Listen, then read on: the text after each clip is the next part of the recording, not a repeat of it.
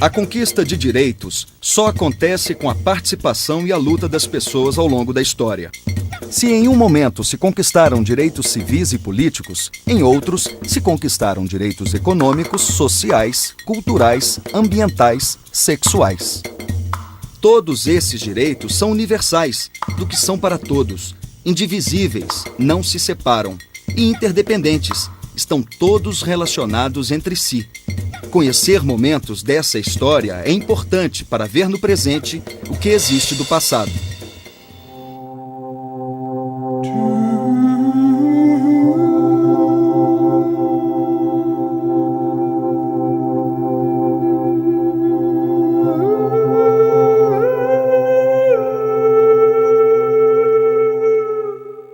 A Declaração Universal dos Direitos Humanos foi criada logo depois da Segunda Guerra Mundial, num esforço conjunto entre as nações, como uma resposta aos horrores cometidos nos campos de concentração. A ideia inicial era justamente criar mecanismos comuns para evitar que esse tipo de arbitrariedade pudesse ser repetido na história da humanidade.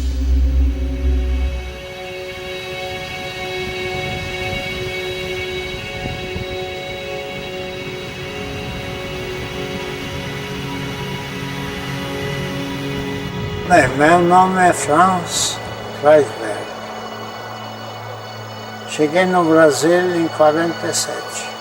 Cheguei no Rio de Janeiro. Dormi na praia, porque não tinha e não conhecia ninguém, não sabia falar essa língua. E eu não tinha R$1 para comer. Não foi fácil, mas eu já estava mais ou menos acostumado à guerra.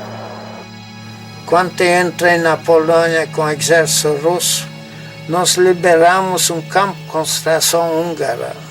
Homens, mulheres, crianças jogadas como lixo, mortos. Quando estava no alto rio Juruena, na Amazônia, eu vi uma nuvem de urubus. Fechei os olhos e fiz uma foto. Estava 6 índios pendurados numa árvore, cabeça para baixo, com centenas de urubus.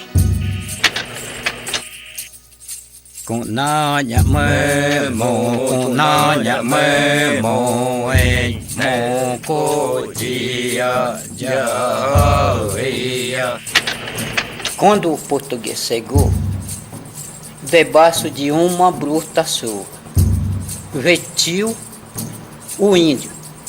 Que pena!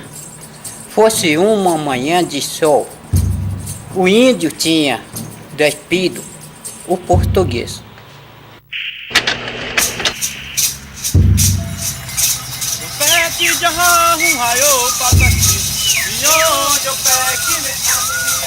Calpetão costume Albiranã Chorran. Estou falando no meu idioma Pachorran, Pataxó. Meu nome é Albiranã e significa filho de um grande guerreiro. Eu sou um índio da tribo Pataxó, fica no sul da Bahia, localizado entre Porto Seguro e Santa Cruz de Cabralha.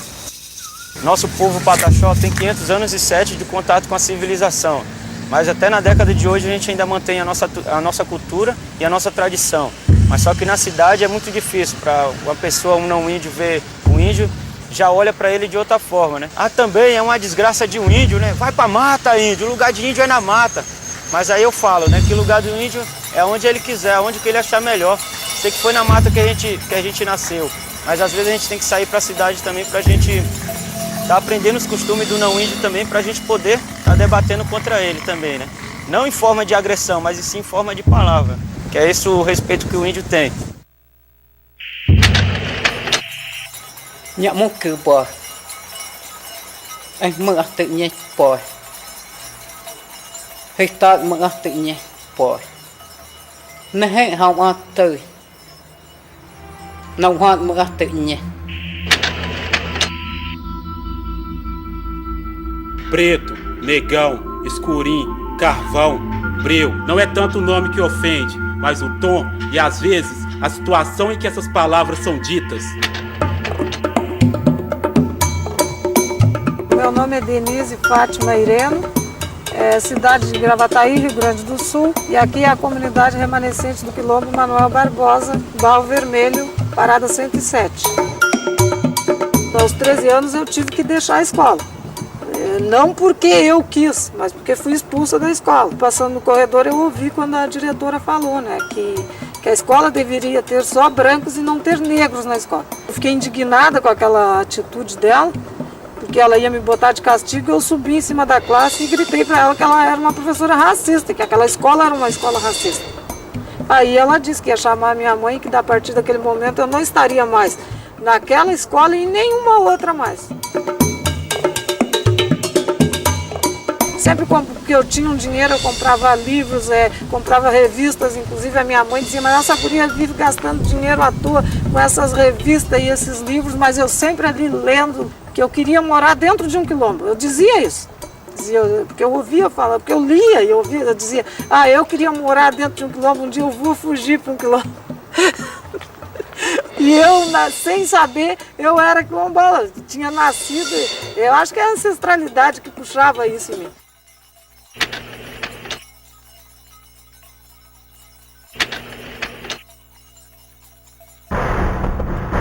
Quando era colônia da França, o Haiti, na América Central, fundou a primeira república negra da era moderna, a partir de uma revolução de escravos. Ironia da história. O início da Revolução dos Escravos foi influenciado pelos ideais de igualdade, liberdade e fraternidade difundidos pela Revolução Francesa.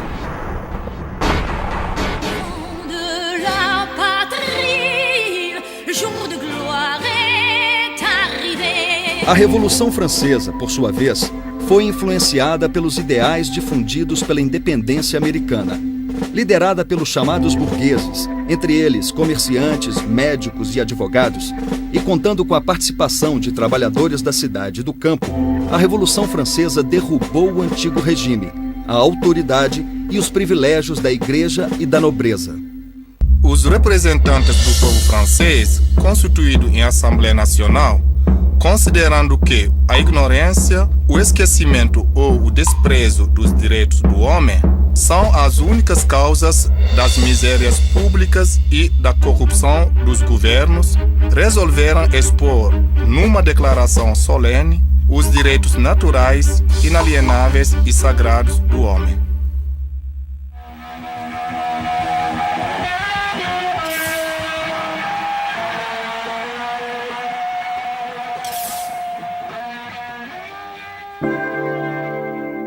A Declaração de Virgínia, escrita em 1776, é a primeira da era moderna que fala da liberdade religiosa, da inviolabilidade do domicílio e da proibição de penas cruéis.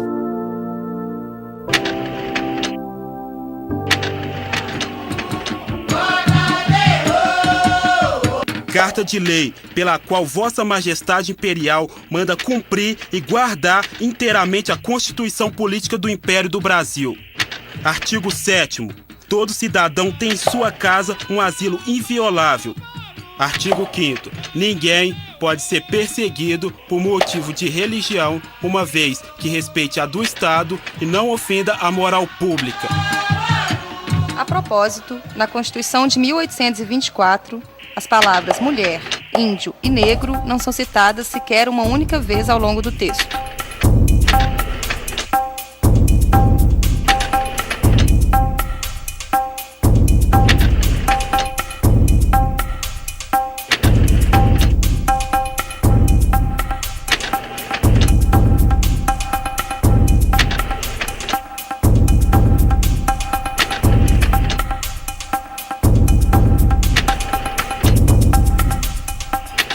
Artigo 1º. É declarada extinta desde a data desta lei a escravidão no Brasil. Artigo 2º. Revogam-se as disposições em contrário.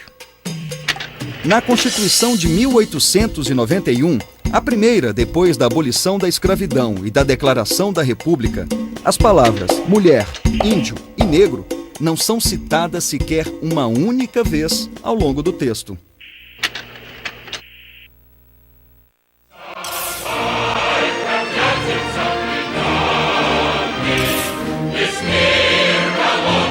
A partir Desde 1910, o México inicia um processo revolucionário que culmina com a Constituição de 1917. É a primeira vez que os direitos dos trabalhadores é contemplado numa Constituição.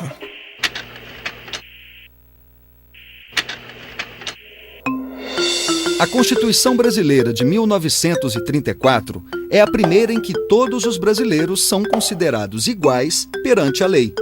É também a primeira que dá especial atenção aos direitos do trabalhador. A Constituição de 1937 prevê a pena de morte para casos políticos e marca um período autoritário no Brasil. A Constituição de 1946 marca o nosso primeiro momento de uma efetiva democracia representativa no país, que se estende até o golpe militar de 1964. A Constituição de 1967 procura dar uma aparência de normalidade constitucional ao regime ditatorial. Durante a ditadura militar, as conquistas dos direitos políticos e civis no Brasil sofrem um grande golpe. Esse regime violou os direitos humanos sem distinção de raça, sexo ou religião.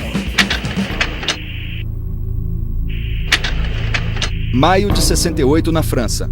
É proibido proibir. Com esse bordão, estudantes universitários e do ensino secundário iniciaram uma grande mobilização social que questionava o sistema educacional e o excessivo poder do Estado. Reivindicavam liberdade sexual e de pensamento. Nos Estados Unidos, o movimento Black Power, ou Poder Negro, lutava contra a segregação da população negra. Reivindicava moradia digna, direito ao voto, pleno emprego e educação integrada. Afirmava sua identidade negra africana. Nos Estados Unidos, havia também a luta pelos direitos da mulher e dos homossexuais. Mobilização crescente dos estudantes, os festivais de música, a Tropicália, o cinema novo, a luta armada. Todos esses movimentos reagiam. Abaixo a ditadura. A resposta veio a seguir. Em 1969 foi feita uma emenda à Constituição de 67, que restringe ainda mais os direitos civis e políticos dos brasileiros. Instaurou a censura, torturou e matou cidadãos que se posicionavam contra o governo totalitário e lutavam por justiça social.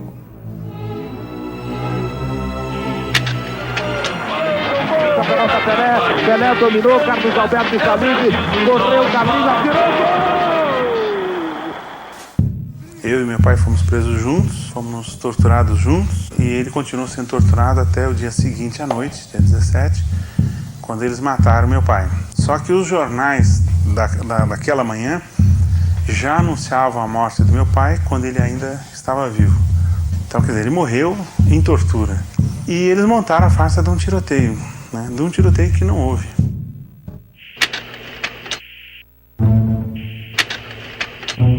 Na América Latina, os golpes militares na Argentina, em 1966, e no Chile, em 1973, marcaram uma época de ditaduras e violação dos direitos civis, políticos e sociais dos cidadãos que lutavam por uma sociedade mais justa.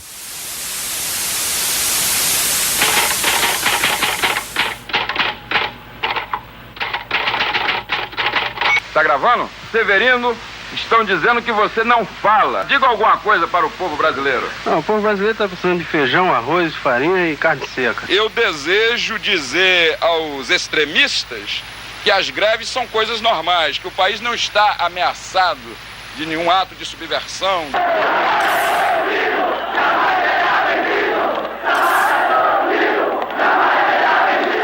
A década de 80 representa um marco no processo de redemocratização do país.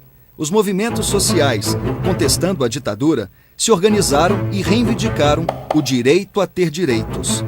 A força da sociedade civil organizada foi crucial para que muitos desses direitos passassem a ser garantidos pela Constituição de 1988. eleição é direta. A Constituição de 1988 definiu a função social da propriedade. Garantiu o reconhecimento da propriedade definitiva dos remanescentes quilombolas, demarcação das terras dos povos indígenas, proteção à violência doméstica contra mulheres e crianças, dignidade e qualidade de vida aos idosos. Crianças e adolescentes são reconhecidos como sujeitos de direitos. O acesso da população a todos os direitos sociais.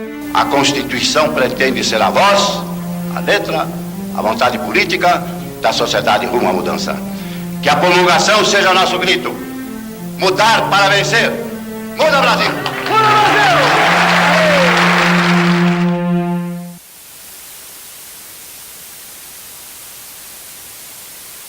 O combate à exploração sexual de crianças e adolescentes, hoje, sem dúvida, tem um grande aliado na sociedade, que foi compreender que lutar contra a violência sexual de criança e adolescente é colocar esse tema na luta por direitos humanos. Temos o caminho iniciado, uma pauta civilizatória está posta. Agora, estamos longe de terminar essa luta. E nós, atletas paralímpicos, temos o dever e a obrigação de estarmos juntos nessa caminhada, de também sensibilizar, mobilizar e, acima de tudo, conscientizar toda a nossa população que isso não é obrigação e sim necessidade para que um país que quer crescer tem primeiro que respeitar as pessoas com deficiência. E eu tenho certeza que isso vai acontecer. Apesar das nossas diferenças, queremos um país igual. Queremos igualdade de direitos, igualdade racial, igualdade no acesso à riqueza do país, à cultura. Queremos maior participação política.